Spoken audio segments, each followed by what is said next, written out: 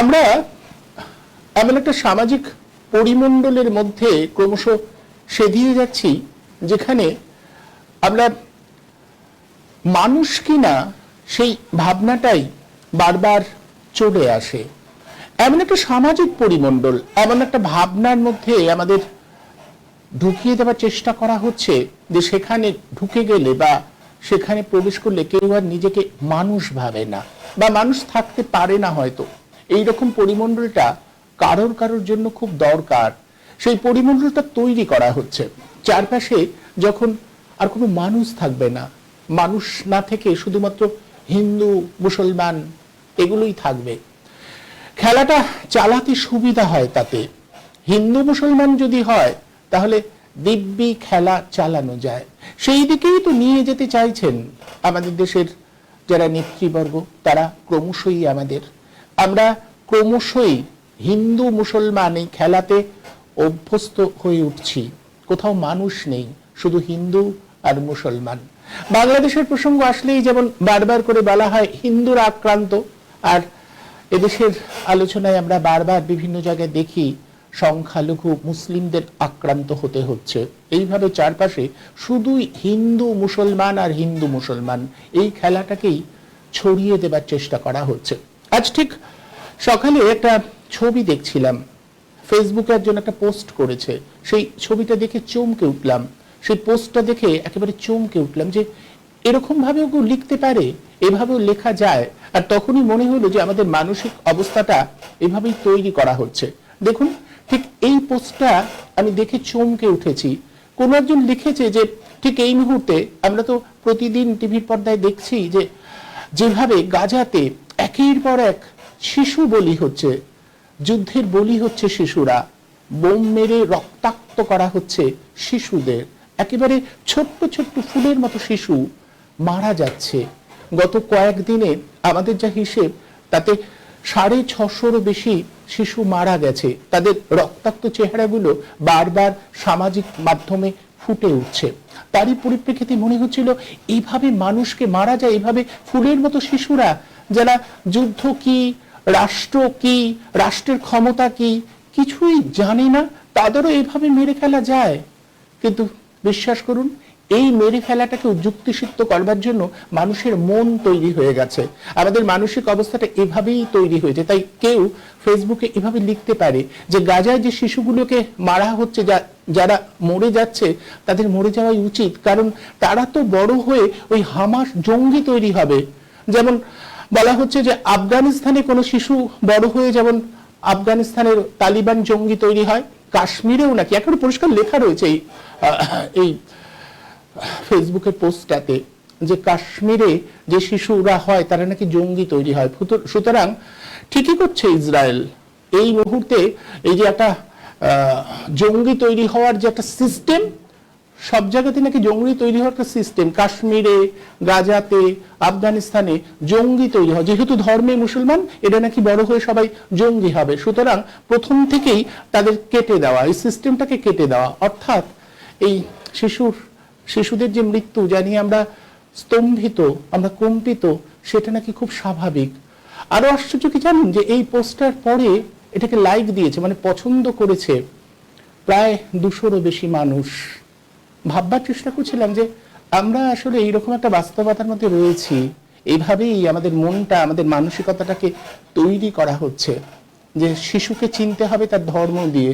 যে শিশু জন্মেছে, যে শিশু ভয়ঙ্কর এক রাষ্ট্র, নোংরা রাষ্ট্র ব্যবস্থার শিকার হয়ে মৃত্যুবরণ করছে, যারা হাহাকার করছে জলের জন্য, খাদ্যের জন্য, তাদেরও ধর্ম পরিচয় দিয়ে চিনতে হবে, বুঝতে হবে তারা ভবিষ্যতে ভয়ঙ্কর সব জঙ্গি হয়ে উঠবে। সেই জন্যই তাদের মেরে ফেলাটা খুব ভালো, তাদের শ্রেয়, এরকম মতামত কেউ দিতে পারে। গোটা দেশে এভাবেই তৈরি হচ্ছে, গোটা দেশটা এভাবেই চলছে। যেমন মাত্র একদিন আগে আমি তো দেখিয়েছিলাম যে স্রেফ একজন কমেডিয়ান, আজকের পরিবেশে যাকে বলা হয় স্ট্যান্ড আপ কমেডিয়ান, কুণাল কামরা, তিনি তার গান নিয়ে, তার প্যারোডি নিয়ে একটা জায়গায় একটা শো করেছিলেন। সেই হলটাকে ভেঙে তছনছ করে দেওয়া হয়েছে শুধুমাত্র এই কারণে সে কিছু রাজনৈতিক নেতাদের বিরুদ্ধে কথা বলেছিলেন। সে কথাটা সত্যি, কিন্তু তৎসত্ত্বেও বলা যাবে না। কেউ বলতে পারবে না। এইভাবেই তৈরি করা হচ্ছে আমাদের পরিমণ্ডলগুলো। এই যে উন্মুক্ত জনতা দেখছেন, এরাই আসলে এভাবে ভাবে যে এখানে গণতন্ত্রের পক্ষে যদি কেউ কথা বলে, যদি কোনো রাজনৈতিক নেতাদের কাজকর্ম নিয়ে সমালোচনা করা হয়, তাকে গায়ের জোরে চুপ করিয়ে দেওয়া হবে। এবং বিদেশে যদি শিশুরা যুদ্ধের বলি হয়, তাহলে সেটাও যুক্তিসিদ্ধ করবার লোকের অভাব হবে না। এইভাবেই মানুষের মনগুলো তৈরি করা হচ্ছে। বাংলাদেশের প্রসঙ্গ উঠলেই যেমন মনে হয় ওখানে সংখ্যালঘু মানে হিন্দুরা নির্যাতিত হচ্ছে, এটা করে মনে হয় না মানুষ নির্যাতিত হচ্ছে। মানুষ বড় খারাপ আছে, গোটা পৃথিবী জুড়েই মানুষ বড় সংকটে। বারবার করে বলা হয় হয় এই ধর্ম সংকটে, নয় ওই ধর্ম সংকটে। আসলে কেউ বলে না যে আসলে মনুষ্যত্ব সংকটে আছে, আমাদের মানবিকতা সংকটের মধ্যে আছে, আমাদের এগিয়ে চলা, আমাদের বোধ বুদ্ধি, আমাদের চেতনাগুলো সংকটের মুখে পড়েছে। এই ভাবনাটা আর নেই, কারণ মানুষ নেই। তো ভাববে তো মানুষ, মানুষকে উধাও করে দেওয়া গেছে, মানুষকে ভ্যানিশ করে দেওয়া গেছে। আমাদের চারপাশে যারা আছে তারা শুধুই হয়তো হিন্দু আর মুসলমান, মানুষ নেই। এরকম একটা পরিমণ্ডলই তো চাইছিলাম আমরা। এমন পরিমণ্ডলেই তো এই রাজনীতিকরা তাদের রাজনীতির ব্যবসাটা খুব ভালোভাবে চালিয়ে যেতে পারে, যেখানে গাজায় এখন যেভাবে একের পর এক শিশুর মৃত্যুর ঘটনা ঘটেছে, আর দেখেছেন কাউকে, কোন রাজনৈতিক নেতৃবর্গ, কোন নেতারা দুঃখ প্রকাশ করে একবারও বলেছে যে এইভাবে এই মৃত্যুটাকে মানা যায় না? একবারও শোক প্রকাশ করেছে? এখানকার বামপন্থীরা তাদের মতো করে শোক প্রকাশ করেছে, কিন্তু অন্য রাজনৈতিক দলগুলো, এমনকি এখানকার শাসক দল, তারাও কি একবারও বলেছে যে এই মৃত্যুগুলো কাঙ্ক্ষিত নয়? গোটা পৃথিবীর মানুষ হিসেবে আমরা এটার জন্য স্তম্ভিত। সত্যি তো গাজায় কত দূর সেটা তো আমাদের দেশ নয়। আমরা এখানে শুধু আমাদের বিষয়টা নিয়েই ব্যস্ত থাকবো। আমরা ভোটে জিতবো, আমরা হিন্দু মুসলমানের ব্যবধান করে যদি ভোটে জিততে পারি তাহলেই তো হয়ে গেল। সুতরাং কোথায় কি হচ্ছে তা নিয়ে ভেবে আমাদের কি লাভ? আর এইভাবেই চলতেই থাকে। গোটা পৃথিবীটাই যে আসলে এক ভয়ঙ্কর মনুষ্যত্বহীনতার দিকে চলে যাচ্ছে, আমরা বোধহয় সেটা কেউ ভাবছি না। আমাদের মনুষ্যত্ব, আমাদের মানবিকতা হারিয়ে যাচ্ছে। আমরা মানুষ হিসেবে ক্রমশ পেছিয়ে পড়ছি, আরো পেছিয়ে পড়ছি। কিন্তু ভাবনাটা ওই যে বললাম, একটা মানসিক গঠন আমাদের তৈরি করে দেওয়া গেছে। তার জন্য এরকম ভয়ঙ্কর শিশু হত্যার ঘটনাকে মহিমান্বিত করেও ফেসবুকে পোস্ট করা যায়, আর সেই পোস্টে লাইকও দিতে পারেন বেশ কিছু জন। এভাবেই চলছে, এভাবেই চলবে। এই বৃত্তটাকে যদি আরো বড় করা যায়, তাহলে এক সময় আর এটা নিয়ে কোনো প্রশ্ন উঠবে না। সবাই বলবে এটাই তো স্বাভাবিক। শিশু যারা করছে, যারা ক্ষমতা নেই, তাদের তো মরে যাওয়াটাই স্বাভাবিক। তারা বেঁচে থাকবে কেন? ওদের তো ক্ষমতা নেই। সুতরাং যাদের ক্ষমতা নেই তারা মরে যাক, সেটাই তো স্বাভাবিক। আর কেউ আলোচনা করবে না। এমনিতেই আমার মতো কিছু মানুষজন ছাড়া কেই বা আলোচনা করে? এই যে যুদ্ধের কারণে এত শিশু মারা যাচ্ছে, আমাদের কোন টিভি চ্যানেলে দেখেছেন একটা আলোচনা, যে আলোচনায় বলবে এটা কি, কোন দেশের যে শিশুরা বলি হবে যুদ্ধের? কেউ প্রশ্ন তোলে না, তোলা যায় না। এভাবেই চলতে থাকে। ঠিক এই মুহূর্তে আমাদের দেশে কত সংকট, সে নিয়ে প্রশ্ন ওঠে না। শুধুমাত্র ওই নেতা কি বললেন, সেই নেতা কি বললেন, এবং ক্ষমতার হ্রাস কার দিকে যেতে পারে, এই নিয়েই আলোচনা চলতে থাকে। তথাকথিত সাংবাদিকরা এই নিয়েই ব্যস্ত থাকেন। তাদের ভূমিকাটা একটা নারদের মতো। উনি এই বলেছেন, আপনি কি বললেন? উনি এইটা বলেছেন, আপনি কি বললেন? ব্যাস, চললো। সারাদিন এভাবেই চলতে থাকে। ওই যে বলছিলাম, ভাবনার জন্য মানুষ দরকার। মানুষ তো নেই চারপাশে, সবাই হিন্দু অথবা মুসলমান। মানুষই যদি না থাকে, তাহলে মানুষের কথা কে ভাববে? আসুন, উধাও হয়ে যাওয়া মানুষের খোঁজে আমরা একটু আমাদের চিন্তা অন্তত ব্যক্ত করি, আমাদের ভাবনাটা একটু রাখি, যে মানুষ আর নেই, কোথায় গেল সেই মানুষগুলো? সেই প্রশ্নটা অন্তত খুব ছোট পরিসরে হলেও আমরা তোলবার চেষ্টা করি। যদি কারোর মাথায় একটু নাড়া খায়, যদি কোথাও এখনো কোনো মানুষ থেকে যায়, তারা হয়তো ভাববে না এই কথাটা তো ভাবার মতো, এই কথাটা একটু চিন্তা করতে হবে। সেই জায়গা থেকেই মনে হলে একটু অন্যরকম ভাবে বলি। জানি খুব বেশি লোক শুনবেন না, দেখবেনও না, কিন্তু তবুও বলাটা খুব দরকার। মানুষ হারিয়ে যাচ্ছে, থাকছে শুধু হিন্দু আর মুসলমান। চারদিকে এভাবেই ভাবা হচ্ছে, কিংবা ভাবানো হচ্ছে। এই ভাবনায় সুবিধা কাদের? আসুন না একটু বোঝবার চেষ্টা করি।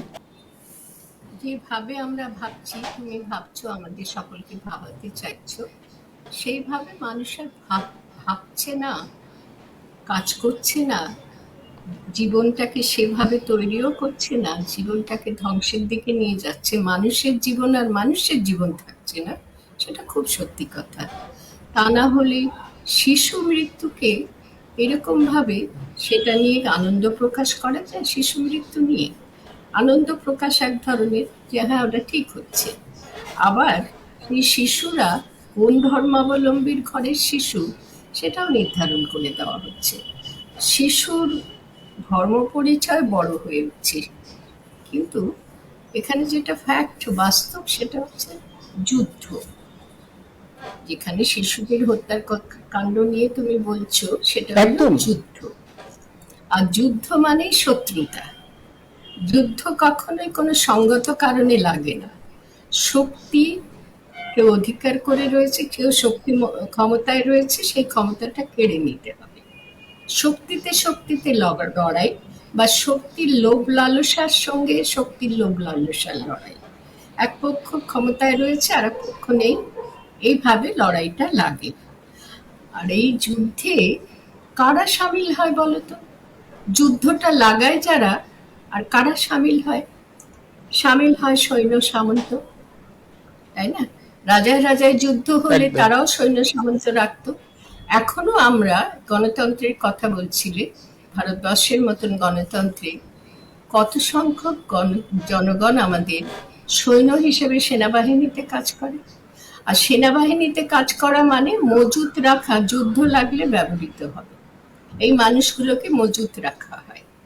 তো সৈন্য সামন্ত, যুদ্ধে সৈন্য সামন্তরা যুদ্ধে প্রাণ দেবে, এটা একেবারে টেকেন ফর গ্রান্টেড, স্বীকৃত সত্য, এটা ধরেই নেওয়া হয়, এর মধ্যে কোনো অপরাধ কেউ খোঁজে না। কিন্তু আসল অপরাধ হচ্ছে যুদ্ধের মানসিকতা, বিরুদ্ধতার মানসিকতা, বিরুদ্ধতা, যুদ্ধ এবং বিরুদ্ধতার সূত্র ধরেই যুদ্ধ ঘটবে। মানুষে মানুষে ঘটে, পরিবারে পরিবারে ঘটে, সমাজে সমাজে ঘটে, রাজনৈতিক দলগুলোর মধ্যে ঘটে, দেশে দেশে ঘটে। রাষ্ট্র শক্তির সঙ্গে শক্তিতে লড়াই লাগে। যেখানে যে যুদ্ধে লড়াইয়ে শিশুদের মৃত্যু আমাদের মনকে কাঁদিয়েছে, জাগিয়েছে যে কেন এই মৃত্যু, কি করে এরকম মৃত্যু মানুষ ঘটাতে পারে। এবং সেই মৃত্যুটারও একটা ব্যাখ্যা হচ্ছে যে না, হ্যাঁ এই শিশুদের তো মৃত্যু হওয়া উচিত, কারণ এরা এই ধর্মের ঘরের শিশু, ধর্মাবলম্বীদের ঘরের শিশু, এরা বেঁচে থাকলে মুশকিল, ভুইফোড়ের মতো না, এই মানে ঝাড়ে বংশে নিধন নিধন করা, সেই নীতি অনুযায়ী এই কথাগুলো উঠছে। না, আমার বক্তব্য, যুদ্ধ মানেই হিংসা, যুদ্ধ মানেই মানুষ মরবে। কারা মরে? সৈন্য সামন্তরা, তারা রোজগারের জন্য মরে। ঘরে মানুষ খেতে পাবে বলে ঘরের মানুষরা তারা এই জীবিকা গ্রহণ করে এবং মরে। এবং তারা কারা? তারা নির্ধন দরিদ্র মানুষরাই বেশি হয়, সৈন্য সামন্ত হিসেবে দরিদ্র মানুষরাই যোগদান করে। কিন্তু যুদ্ধে এরা প্রাণ দেয় জীবিকার তাগিদে, দরিদ্র ঘরের মানুষরা জীবিকার তাগিদে। আর যুদ্ধের কারণে অসহায় দুটি শ্রেণী মার খায়, এক মেয়েরা আর এক শিশু। শিশু দুই অসহায় শ্রেণীর মধ্যে আবার শিশুই হচ্ছে অধিকতম অসহায় বা অধিক অসহায়, মেয়েদের তুলনায় অনেক অনেক অনেক বেশি। সব শিশুই অসহায়, এখানে আর কোনো বিভাজন নেই, শিশু মাত্রই অসহায়। এই অসহায় শিশুদেরকে যুদ্ধে হিংসার বলি করা, এর থেকে বড় অপরাধ আর হতে পারে বলে আমার মনে হয় না।